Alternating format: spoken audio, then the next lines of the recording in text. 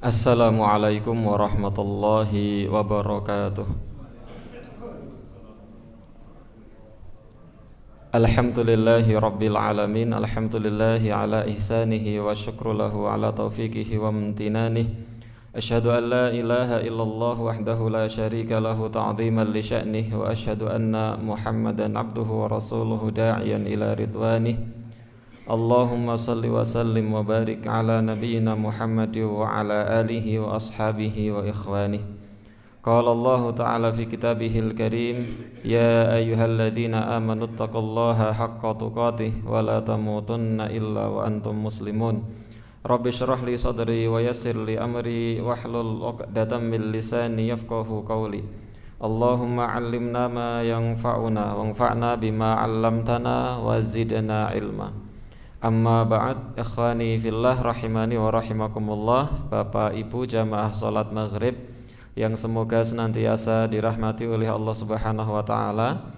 Puji dan syukur kita panjatkan kehadirat Allah Subhanahu wa taala atas segala limpahan nikmat yang Allah Subhanahu wa taala telah berikan kepada kita semua. Di antara kenikmatan yang Allah Subhanahu wa taala berikan kepada kita, dan ini merupakan nikmat yang paling besar, yaitu nikmat iman dan nikmat Islam, yang dengan dua kenikmatan itu Allah Subhanahu wa taala pertemukan kita di kesempatan malam hari ini dalam rangka untuk thalabul ilmi. Semoga kita mendapatkan ilmu yang bermanfaat. Salawat beriring salam semoga senantiasa tercurahkan kepada uswah kita, teladan kita, baginda Nabi Agung Muhammad sallallahu alaihi wasallam, keluarganya, sahabatnya, para tabi'in, tabi'ut tabi'in, dan seluruh umatnya yang istiqomah menjalankan agama Islam sampai tegaknya hari kiamat kelak. Bapak Ibu yang semoga dirahmati oleh Allah Subhanahu wa taala, kita melanjutkan kajian kitab Al-Kabair yang ditulis oleh Al-Imam Adz-Dzahabi. Malam hari ini insyaallah kita membahas dosa besar yang selanjutnya yang ditulis oleh Imam Adz-Dzahabi, yaitu dosa besar berupa al-khiyanatu, khianat. Dosa besar yang berupa khianat. Khianat ini ternyata dalam pandangan agama Islam merupakan salah satu dosa besar di antara dosa-dosa besar. Meskipun khianat ini bukan merupakan dosa yang paling besar sekali, tetapi bahwa meskipun khianat bukan dosa yang paling besar sekali, tetapi khianat ini merupakan salah satu dosa besar, bukan dosa yang kecil. Al-Imam Adz-Dzahabi membawakan beberapa dalil yang menunjukkan bahwasanya khianat itu merupakan dosa yang besar di antara sekian dosa-dosa besar. Di antaranya adalah yang pertama yang ditulis oleh Imam Adz-Dzahabi untuk menjelaskan bahwa khianat ini adalah dosa yang besar. Yang pertama adalah qala Allah Ta'ala, Allah Subhanahu wa taala berfirman, la takhunullaha, janganlah kalian semua mengkhianati Allah, war rasula, dan Rasul. Janganlah kalian semua mengkhianati Allah dan Rasul. Wa takhunu amanatikum, dan jangan kalian mengkhianati amanah-amanah kalian. La itu jangan, takhunu kalian mengkhianati Allah war rasula, dan Rasul. Wa takhunu, dan jangan kalian khianati. Di sini ada ikut huruf lam di sini. Maknanya adalah wala takhunu amanatikum, dan jangan kalian khianati amanah-amanah kalian. Allah Subhanahu wa taala di sini menyebutkan dengan bentuk plural jamak, yaitu amanatikum. Kalau mufrad atau tunggal satu itu amanatakum. Dan di sini Allah Subhanahu wa taala melarang kita untuk mengkhianati semua amanah yang telah diberikan kepada kita.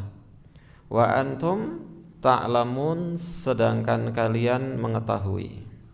Ini surat Al-Anfal ayat 27.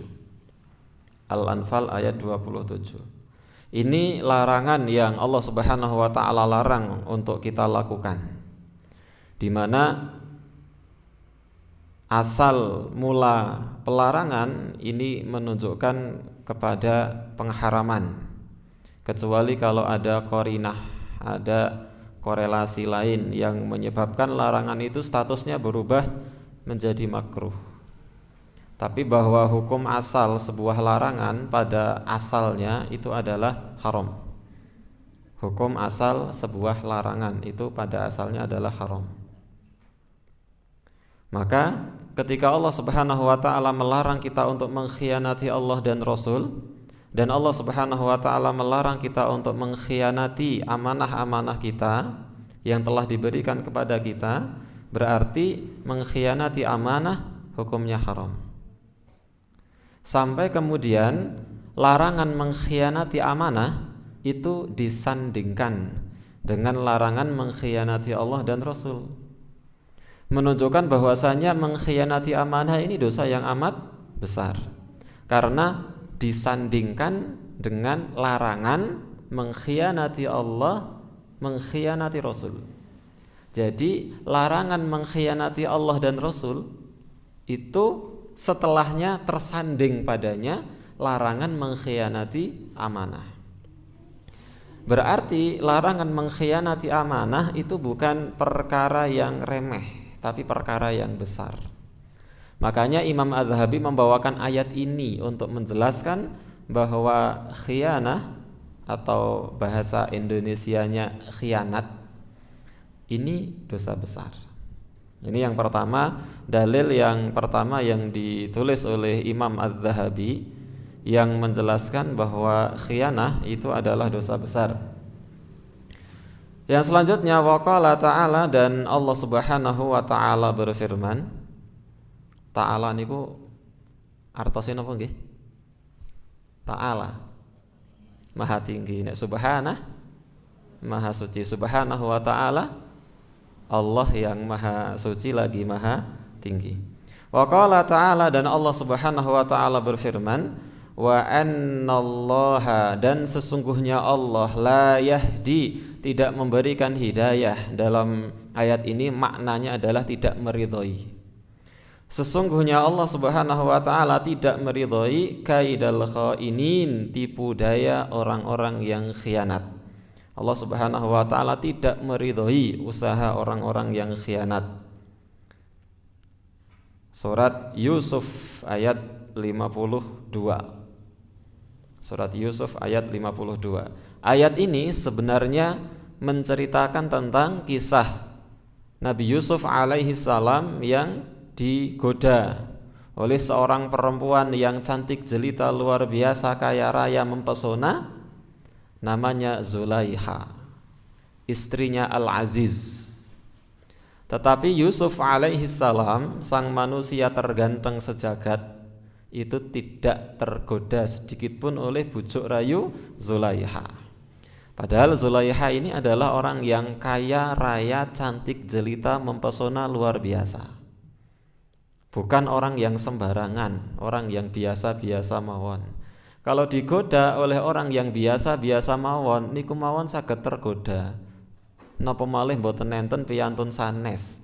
Niki ingkang godha niku cewek ingkang wajahe niku ayu, pol-polan, monyor-monyor, lajeng kedudukane tinggi, bandane kathah, saumpami nolak niku perkawis ingkang abot banget.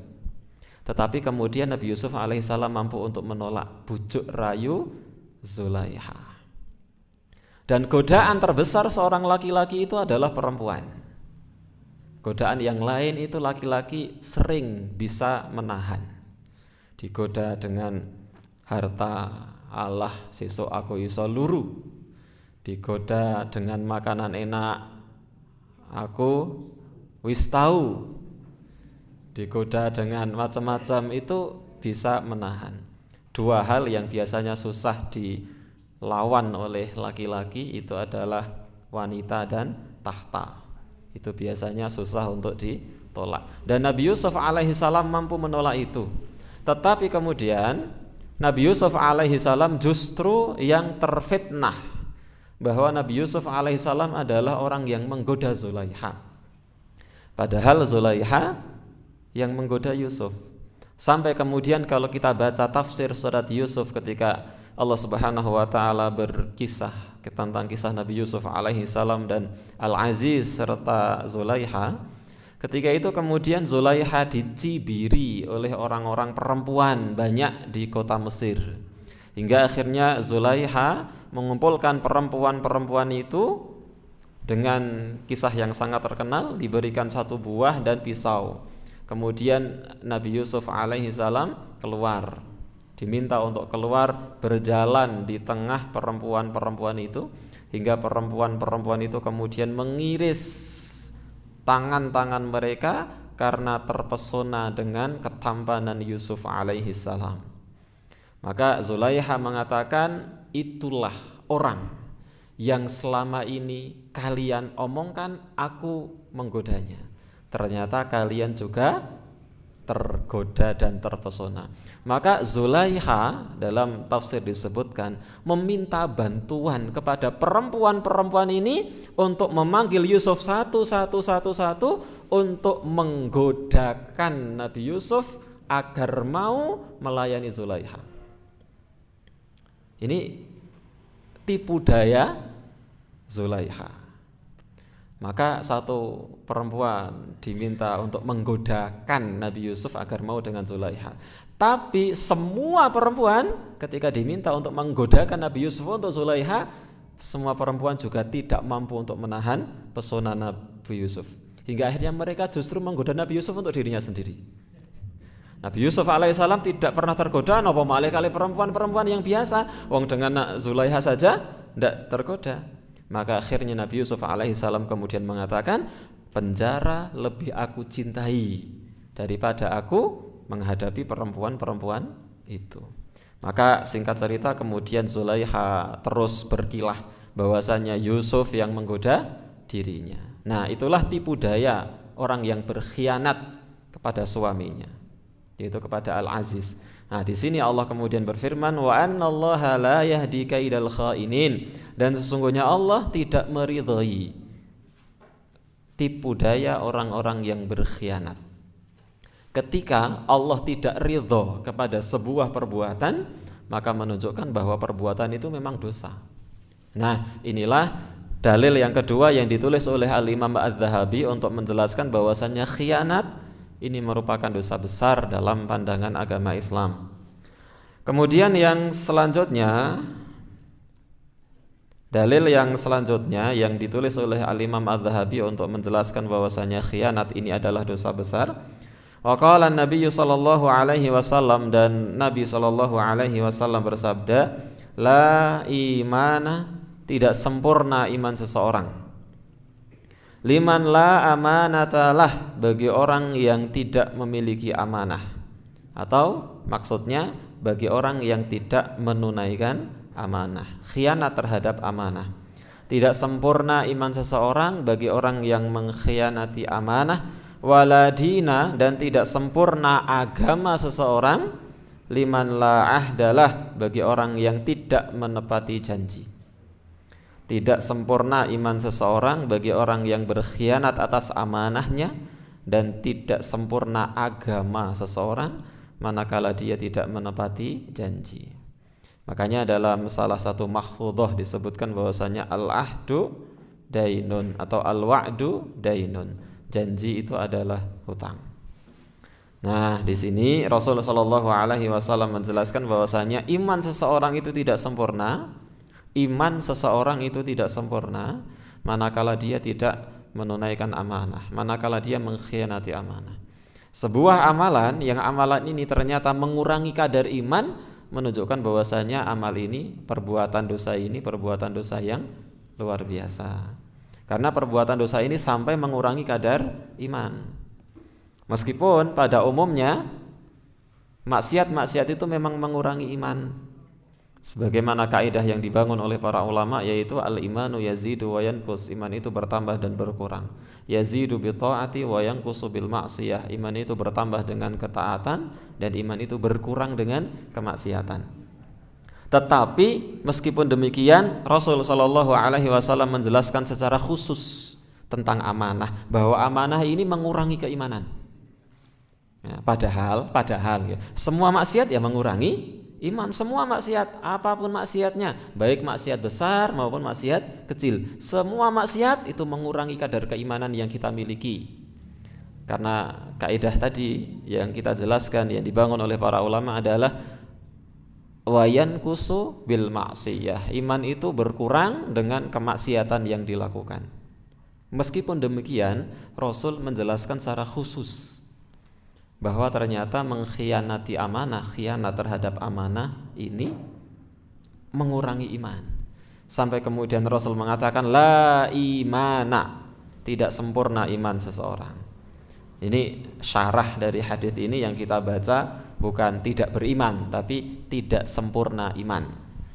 Bukan berarti orang yang khianat itu tidak punya iman kemudian menjadi murtad kafir, enggak, tapi tidak sempurna imannya.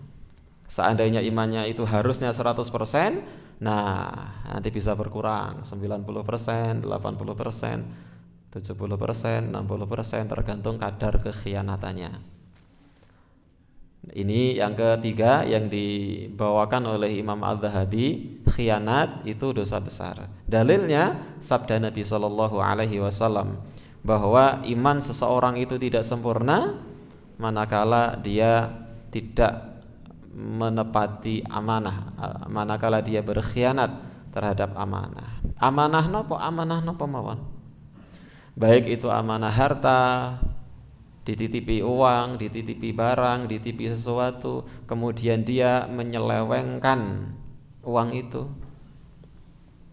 Entah itu dengan cara mengkorupsi, entah itu dengan cara mengghasab, entah itu dengan cara ini itu berkhianat terhadap harta. Atau berkhianat terhadap jabatan, dipilih oleh rakyat untuk menjadi pejabat di tingkat kabupaten, di tingkat kecamatan, provinsi dan lain sebagainya. Kemudian dia mengkhianati amanah itu dengan cara mengkhianati amanah ini dengan cara apa? Zalim terhadap rakyat misalnya. Nah, ini khianat dan ini merupakan dosa besar. Dan Rasul menjelaskan di hadis ini bahwa iman seseorang itu menjadi tidak sempurna manakala dia berkhianat terhadap amanah. Dan agama seseorang itu tidak sempurna manakala seseorang itu telah berjanji tetapi dia tidak menepati janji tanpa ada udzur yang syar'i, tanpa ada alasan yang syar'i. Hadis tadi adalah akhrajahu Ahmad, dikeluarkan oleh Imam Ahmad nomor sekian. Ini dalil yang ketiga yang ditulis oleh Imam Adz-Dzahabi untuk menjelaskan bahwasanya khianat itu dosa besar. Kalau dosa besar yang kemarin pertemuan sebelumnya dengan saya, dosa besar napa nggih? Enten sing tasih kemutan? Riya. Selanjutnya tentang khianat, bahwa khianat itu adalah dosa yang besar. Waqala, dan beliau yaitu Rasul sallallahu alaihi wasallam bersabda, hadis ini terkenal sekali. Ayatul munafiqi salasun, tanda-tanda orang munafik itu 3. Ciri-ciri orang yang munafik itu 3. Yang pertama kata Nabi, idza haddatsa, apabila dia berkata, kadzaba, bohong, dusta, goroh bin ngapusi. Bahasane tembara sing rada kasar niku napa? Ndobos. Ndobos niku napa? Nggih ngapusi niku. Gedabus. Gedebus. Allah sampeyan kowe gedebus.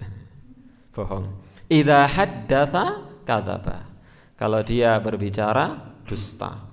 Dan tentang dusta ini kalau tidak salah ingat sudah pernah kita jelaskan bahwa di antara perkara yang menjadi dosa besar itu adalah berdusta pada mayoritas perkataannya. Wa idza wa'ada, yang kedua, ciri orang munafik yang kedua adalah apabila dia berjanji akhlafa, dia mengingkari. tanpa ada alasan yang syar'i, tanpa ada alasan yang benar. Yang ketiga, ciri orang munafik yang ketiga yang disebutkan oleh Rasul, wa idza tumina, dan apabila dia diberikan amanah, khana, dia khianat. Nah, ini berarti khianat itu merupakan ciri orang munafik. Nah, hadis madha takhrijuhu biraqam wa huwa muttafaqun alaih, telah berlalu takhrij hadisnya nomor 180, dan hadis itu adalah hadis yang disepakati oleh Imam Bukhari dan Imam Muslim, muttafaq alaih. Nah, ini tanda orang munafik. Munafik itu ada dua macam. Munafik itu ada dua macam. Tidak kemudian bahwa orang yang khianat, sampean munafik pancenang. Tidak. Kita tidak boleh berkata seperti itu. Enten piyantun ingkang dipun paringi amanah, lajeng piyantun menika khianat, lajeng kula panjenengan menjas. Sampean munafik. Munafik kuwi ana neraka sing paling ngisor. Mboten sanes niku benten malih. Karena munafik itu ada dua. Yang pertama adalah munafik i'tiqadi atau munafik akbar, nifak akbar. Yang kedua adalah munafik atau nifak amali. Munafik itu adalah orangnya, perbuatannya namanya nifak. Kita pernah jelaskan kalau tidak salah. Syirik itu perbuatannya, orangnya namanya musyrik. Kufur perbuatan, orangnya namanya kafir. Fusuk itu perbuatannya, orangnya namanya fasik. Islam itu perbuatannya, orangnya namanya muslim. Iman itu perbuatannya, orangnya namanya mukmin. Ihsan perbuatannya, orangnya namanya muhsin. Jihad itu perbuatannya, orangnya namanya mujahid. Nifak itu perbuatannya, orangnya namanya munafik. Jadi munafik itu orang yang melakukan nifak. Musyrik orang yang melakukan syirik. Kafir orang yang melakukan kufur. Fasik orang yang melakukan fusuk. Mujahid orang yang melakukan jihad. Muallim orang yang melakukan ta'lim. Murabbi orang yang melakukan tarbiyah.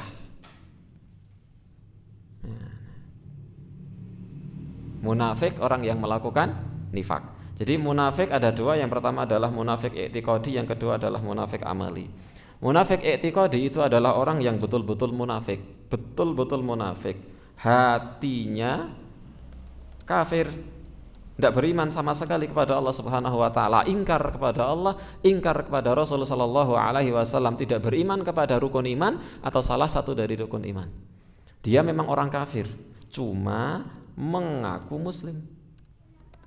Ngaku-ngaku muslim, saya muslim, tapi hatinya kafir, tidak mau beriman. Nah, ini munafik i'tiqadi. Inilah orang yang fiddarkil asfali minan nar, kelak akan berada di kerak neraka jahanam. Mboten namung neraka jahaname, tetapi di kerak. Kerak neraka niku langkung panas tinimbang nerakane. Dan itulah sebesar-besarnya siksa, lebih parah dari siksanya orang-orang kafir, yaitu orang munafik. Orang yang kafir tapi mengaku-ngaku sebagai orang muslim, entah mungkin ingin mencari kelemahan orang muslim atau karena perkara yang lain. Di antara contoh tokoh munafik zaman Nabi Shallallahu Alaihi Wasallam itu ada salah satu orang namanya Abdullah bin Ubay bin Salul. Namanya Abdullah, namine mawon Abdullah. Dados mboten kok njur sing namine Abdullah, Saifullah, Abdurrahman niku kok njur mesti wong apik niku mboten mesti. Niki Abdullah bin Ubay bin Salul. Ini adalah tokoh orang munafik yang ngaku Islam, ya sholat, ya bahkan berperang, tapi hanya untuk mengelabui orang-orang muslim. Inilah munafik sebenar-benarnya munafik, namanya munafik i'tiqadi. Adapun yang kedua namanya munafik amali. Apa itu? Orang yang melakukan perbuatannya orang munafik, tapi dia bukan munafik. Niku munafik amali. Jadi dia melakukan perbuatan seperti perbuatannya orang-orang munafik. Orang-orang munafik itu biasanya kalau berkata dusta. Orang munafik itu biasanya kalau berjanji ingkar. Orang munafik itu biasanya kalau diberikan khianat, diberikan amanah, khianat. Nah, orang ini Islam, muslim, ya sholat, ya puasa dan seterusnya, betul-betul muslim, cuma dia melakukan perbuatan seperti perbuatan yang sering dilakukan oleh orang-orang munafik. Nah, itulah yang disebut sebagai munafik amali. Jadi dia melakukan nifak kecil, tapi nifak kecil itu dosa besar. Saya ulang, munafik itu dosa besar. Munafik kecil itu kecil, tapi munafik kecil itu adalah dosa besar. Sebagaimana syirik itu ada dua, syirik besar sama syirik kecil. Syirik kecil itu merupakan dosa besar, bahkan lebih besar daripada dosa-dosa besar yang lain. Sebagaimana ada kufur, itu ada kufur besar, ada kufur kecil. Kufur kecil itu dosa besar. Nah, sama. Nifak atau munafik itu, kalau yang munafik besar, jelas munafik besar, dosa besar sekali, bahkan mengeluarkan seseorang dari agama Islam, bahkan dia bukan orang Islam. Makanya kalau kita buka kitab-kitab akidah, dan ini juga termasuk ditulis dalam Himpunan Putusan Tarjih Muhammadiyah bab iman, di bab-bab awal jilid yang 1 itu disebutkan bahwasanya ada orang yang tidak akan pernah bisa keluar dari neraka untuk selama-lamanya, tidak mungkin bisa keluar dari neraka. Satu, orang kafir, termasuk di dalamnya orang munafik, dan yang kedua adalah orang musyrik. Adapun selain darinya, maka masih ada kemungkinan untuk keluar dari neraka meskipun andai dia masuk neraka. Tapi orang kafir, termasuk di dalamnya orang munafik dan orang musyrik, itu adalah orang yang tidak bisa keluar dari neraka, wal a'yadu billah. Ini munafik i'tiqadi besar. Nah, adapun munafik kecil atau nifak kecil, itu memang nifak yang kecil. Berkata dusta, berjanji ingkar, dipercaya khianat, itu munafik kecil. Tetapi bahwa munafik kecil itu adalah dosa besar.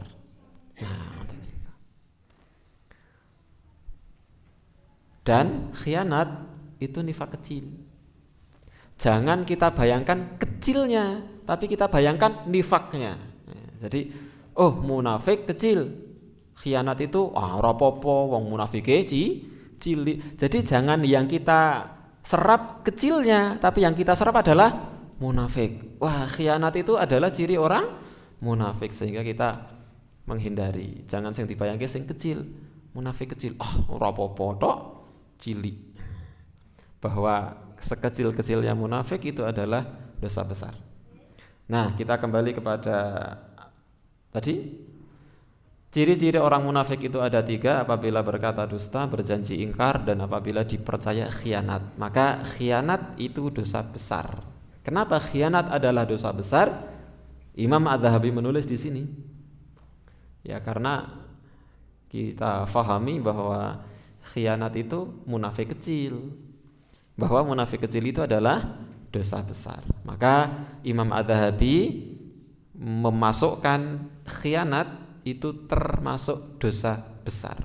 Nah, itu alasan kenapa khianat itu dosa besar. Salah satu alasannya karena hadis menunjukkan bahwasanya khianat itu nifak kecil. Berarti khianat adalah dosa besar. Dalil yang selanjutnya yang ditulis oleh Imam Az-Zahabi, bukan dalil, tapi penjelasan dari Imam Az-Zahabi. Imam Az-Zahabi kemudian menjelaskan, wal khiyanatu, dan khianat itu fi kulli syai'in, pada setiap sesuatu, dalam segala hal maksudnya. Khianat dalam segala hal, qabihatun adalah perkara yang buruk, kotor, jelek. Khianat dalam semua perkara itu adalah jelek. Baik suami yang mengkhianati istrinya, istri yang mengkhianati kesetiaan suami, seorang pejabat yang mengkhianati jabatannya, seorang yang mengkhianati harta yang dititipkan kepadanya, seorang bapak yang berkhianat atas amanah anaknya, anak yang berkhianat terhadap orang tuanya. Seluruh khianat itu kata Imam Az-Zahabi qabihatun, buruk. Wa ba'duha, dan sebagiannya syarrun min ba'din, lebih buruk dari sebagian yang lain. Jadi khianat itu ada tingkatan macam-macamnya, ada khianat yang buruk dan ada khianat yang jauh lebih buruk. Walaisa man khanaka fi filsin, dan tidaklah orang yang mengkhianatimu dalam urusan uang. Filsin itu, filson itu fulus, uang. Kaman khanaka fi ahlika, sebagaimana orang yang mengkhianatimu dalam masalah keluargamu, wa malika, dan harta-hartamu, wartakabal adhaim, dan dia telah melakukan perbuatan yang dosa besar.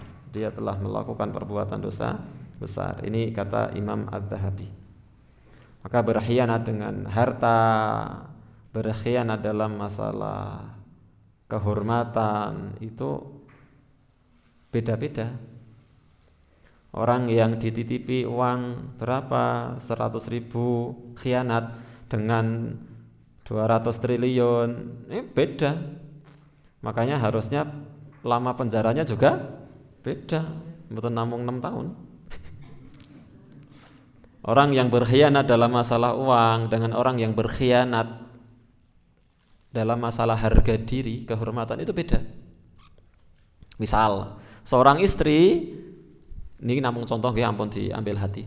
Seorang istri yang kemudian diberi uang oleh suaminya, ini untuk bayar SPP anak, yang ini untuk kebutuhan sehari-hari, yang ini untuk beli beras, yang ini untuk jajan sakarepe sampean. Ternyata istrinya menganggap bahwasanya uang jajannya lebih kecil daripada SPP. Wah, ini ora bener ki, kata istri. Kemudian istrinya mengambil uang yang harusnya digunakan untuk SPP anak, yang harusnya dibayarkan, digunakan untuk jajan. Misalnya, ini kan khianat toh. Ini khianat dalam masalah harta. Si B, istri yang B ini, istri orang lain, maksudnya kasus yang kedua misalnya, istri ini berkhianat terhadap suaminya dalam masalah kesetiaan. Misalnya istrinya ini kemudian serong dengan laki-laki lain hingga akhirnya berzina dengan laki-laki lain. Itu kan juga khianat, sama-sama khianat. Tapi bahwa khianat dalam masalah kehormatan itu lebih besar dosanya daripada khianat dalam masalah harta tadi. Maka sama-sama khianat itu dosanya beda-beda. Besaran khianat itu juga menentukan besarnya dosa. Maka contoh yang tadi mungkin bisa lebih mudah untuk dipahami bahwa istri yang A ini khianat dalam masalah uang, istri yang B ini khianat dalam masalah kehormatan, hingga dia sirong kepada laki-laki lain dan berzina kepada laki-laki lain. Dan yang B ini khianatnya lebih besar dosanya daripada si A, meskipun dua-duanya dosa besar. Ikhwani fillah rahimani wa rahimakumullah, ini tentang dosa besar khianat. Kemudian yang selanjutnya, dosa besar yang selanjutnya adalah al-mannan. Al-mannan, dosa besar yang selanjutnya setelah khianat. Al-mannan, orang yang al-mannanu, orang yang suka mengungkit-ungkit pemberian. Niku dosa besar. Bukan hanya dosa besar. Orang yang sedekah, orang yang infak, orang yang hibah kepada orang lain, orang yang memberikan harta kepada orang lain dengan sebuah pemberian, tapi dia mengungkit-ungkit pemberian yang pernah dia berikan kepada orang lain, hingga akhirnya orang lain itu merasa tersakiti. Janjane kae ngewahi ikhlas apa ora to mbok aku isin domongke nang ngarep wong pirang-pirang misalnya. Ini termasuk dosa besar, mengungkit-ungkit pemberian. Qala Allah Ta'ala, Allah Subhanahu wa taala berfirman, la tubtilu shadaqatikum, jangan kalian batalkan sedekah kalian pahalanya, bil manni, dengan mengungkit-ungkit pemberian, wal adha, dan dengan menyakiti hati si penerima. Bahwa amal ibadah itu ada pembatal, sebagaimana sholat itu ada pembatal. Pembatal sholat napa? Kentut. Pembatal sholat napa? Napa? Hadas, kentut niku. Pembatal sholat napa? Keluar najis, kita kena najis. Pembatal sholat napa?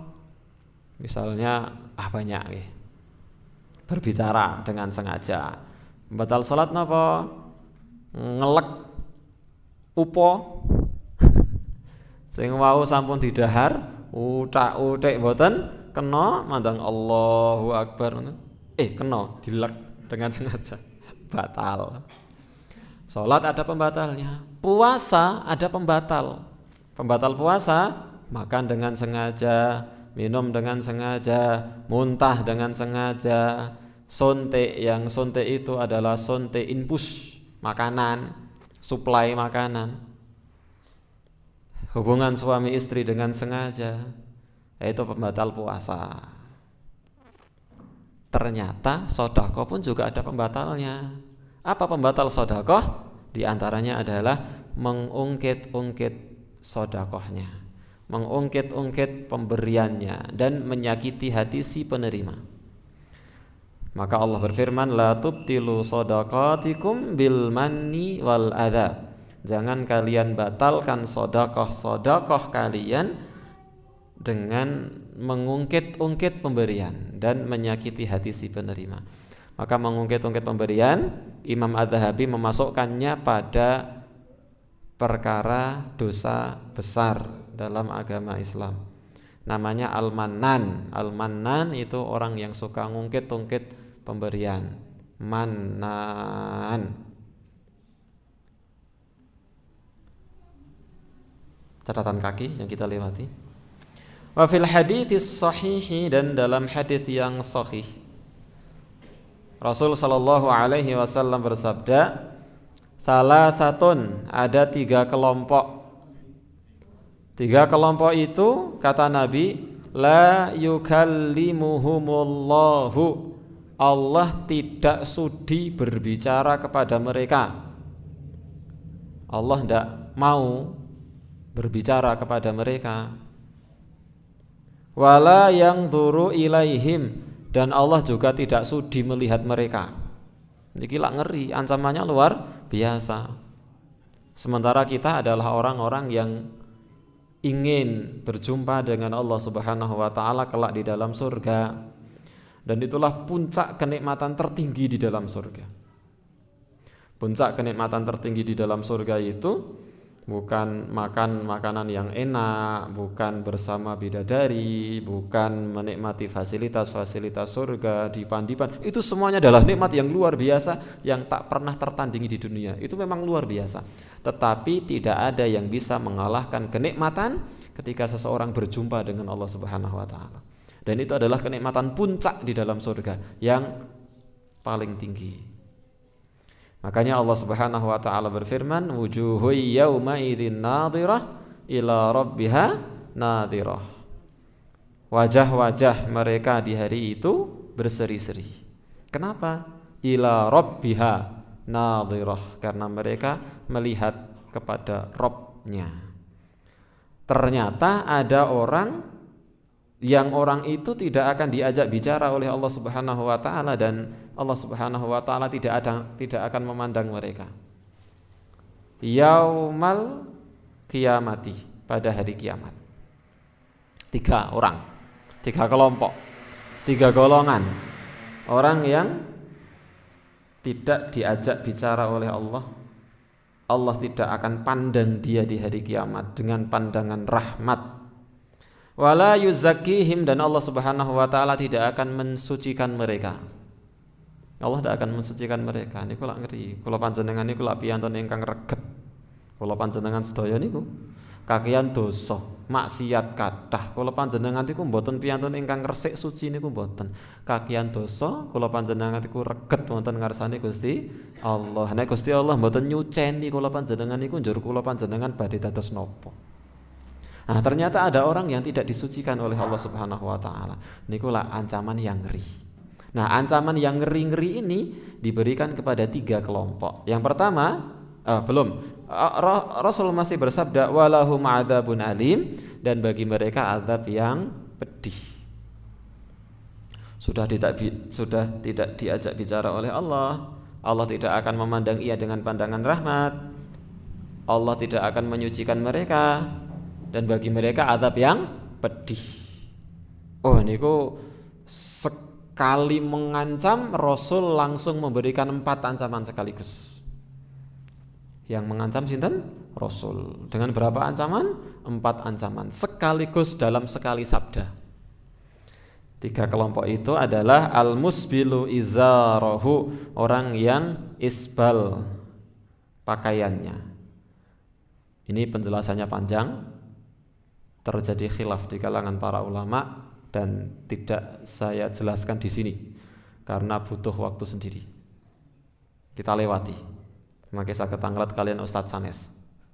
Tapi ini yang menjadi pembahasan kita. Wal mannan, dan orang yang suka mengungkit-ungkit pemberian. Itu. Wah, masjid apik tenan. Masjid kae.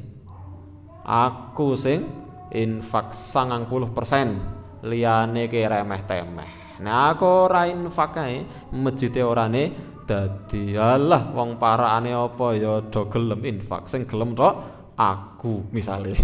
Iku namanya mengungkit-ungkit pemberian. Monggo adzan rubiyin. Bismillah, kita lanjutkan. Contoh misalnya ada orang datang ke salah seorang. Sampeyan aja lali sesuk milih aku arek nyalon. Orangnya bilang, "Wah, aku males nek milih sampean sok kaya ngono kae." "Oh, wingi lah wis tak wehi karpet gawe masjid. Wingi wis tak tukoke teratak sak kursi-kursine, ya sampean kudu milih aku." Niku namine almanan, orang yang suka mengungkit-ungkit pemberian. Nah, niku dosa besar. Dan itu termasuk orang yang terancam dengan ancaman Allah tidak akan berbicara kepada orang itu. Allah tidak akan memandang ia dengan pandangan rahmat pada hari kiamat. Allah tidak akan menyucikan mereka, dan bagi mereka azab yang pedih. Maka hati-hati Bapak Ibu ngatos-atos untuk tidak bermudah-mudahan mengungkit-ungkit pemberian yang telah kita berikan kepada orang lain. Yang ketiga, orang yang terancam dengan ancaman itu adalah wal munfiqu sil'atahu bil halfil kadhibi, dan orang yang melariskan dagangannya dengan sumpah palsu. Bil halfil kadhib, orang yang melariskan dagangannya dengan sumpah palsu. Dan ini pernah kita jelaskan tentang ini. Melariskan dagangan dengan sumpah palsu sudah pernah kita jelaskan. Menawi supe saged dibuka malih YouTube Almanar Channel. Kemudian yang selanjutnya dari Umar Yazid Asy-Syami dari Abi Salam an Abi Umamah dari Abu Umamah Al-Bahili radhiyallahu anhu. Qala, beliau berkata, qala Rasulullah sallallahu alaihi wasallam, Rasul sallallahu alaihi wasallam bersabda, salasatun, ada 3 kelompok. 3 kelompok lagi niki. 3 kelompok malih. La yaqbalullahu minhum, yang Allah tidak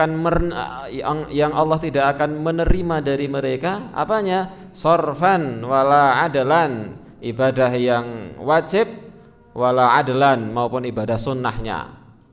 Allah tidak akan menerima dari mereka ibadah wajibnya, ibadah sunnahnya. Sorfan itu ibadah wajib, adalan itu ibadah sunnah. 3 kelompok yang Allah tidak akan menerima ibadah mereka, baik yang wajib maupun yang sunnahnya. Ini kira ngeri, terancam dengan ancaman tidak diterima. Siapa? Akun, orang yang durhaka kepada kedua orang tua. Yang kedua, nah niki wamannanun, orang yang suka mengungkit-ungkit pemberian. Dan yang ketiga wa mukadzibun bil qadar, dan orang yang mendustakan takdir. Orang yang mendustakan takdir. Ikhwani fillah rahimani wa rahimakumullah, ini maka mengungkit-ungkit pemberian itu adalah merupakan salah satu dosa besar dalam agama Islam di antara sekian banyak dosa-dosa besar. Kita berdoa kepada Allah semoga Allah Subhanahu wa taala menghindarkan kita dari khianat. Allah Subhanahu wa taala menghindarkan kita dari mannan, orang yang suka mengungkit-ungkit pemberian, dan Allah Subhanahu wa taala hindarkan kita dari seluruh dosa besar yang terancam dengan ancaman-ancaman yang berat. Dan semoga kita diberikan istiqomah untuk tetap berada dalam kebaikan, istiqomah untuk ngaji, Allah memberikan kita kesehatan, umur yang panjang sehingga kita bisa menambah kebaikan-kebaikan. Salah dari saya, benarnya dari Allah Subhanahu wa taala. Nyuwun pangapunten, estu nyuwun pangapunten. Niki kula ngisi tas mboten seragam. Kalih rencang. Kula wau mriki kalih sekawan piantun. Niku nembe saking Wonosobo. Monitoring kegiatan PDL anak-anak santri niku teng Kertek, Selomerto kalian teng Kalikajar. Ajeng terasan mriki badhe wangsul rumiyin kok kadose wektale mboten cekap, saumpami cekap nggih kemrungsung. Nah, pramila wau tasih mboten sepatu, alhamdulillah kok mboten laptop. Nah, saged menampilkan buku kitab Al-Kabairnya. Semoga bermanfaat dan semoga kita bisa lebih baik lagi. Walhamdulillahirabbil alamin, wassalatu wassalamu ala Rasulillah imamil mursalin. Wassalamualaikum warahmatullahi wabarakatuh.